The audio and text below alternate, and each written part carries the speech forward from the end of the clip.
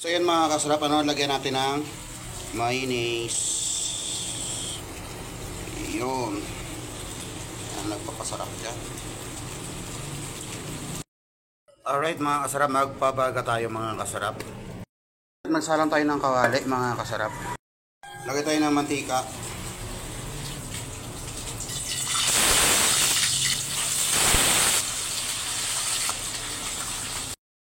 Okay, balik rin natin mga kasarap.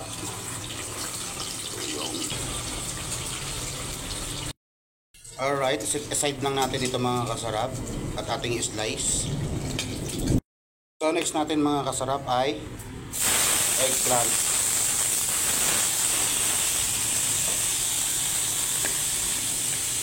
Alright mga kasarap, no? Pag ganito na mga kasarap, yan ay okay na yan.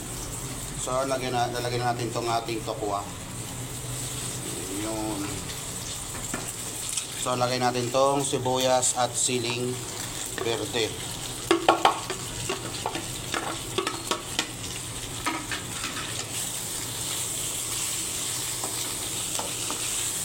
So wala na tayong paminta. May paminta sana.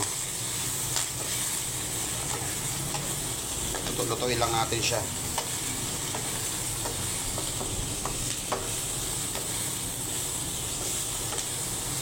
So lagyan natin ng Lea Perrins.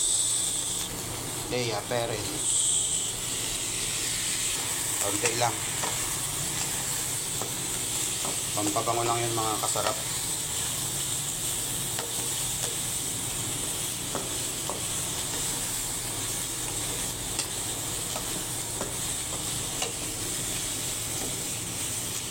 So yan mga kasarap, lagyan natin ng mayonnaise. Yun. Yan, nagpapasarap dyan.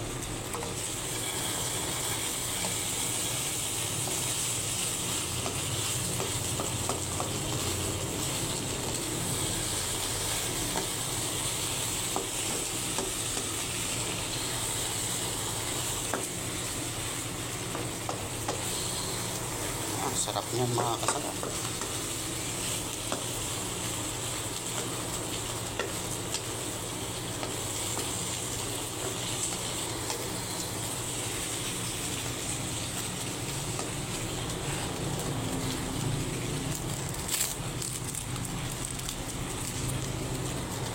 So lagyan natin ng kaunting bitchin para naman yung yan, wala na tayong paminta, ganyan lang yan. So iluto na ito mga kasarap at kakain na po tayo. Alright.